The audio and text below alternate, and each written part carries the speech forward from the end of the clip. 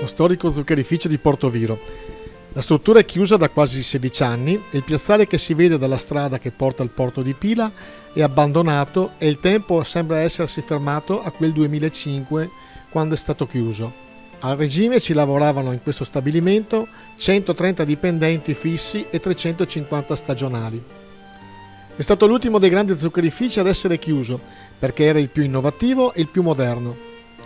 Oltre ai lavoratori fissi e stagionali dell'impianto c'era anche un grande indotto, decine di persone che confezionavano lo zucchero, le imprese di pulizia, il gruppo Facchini e moltissime altre figure.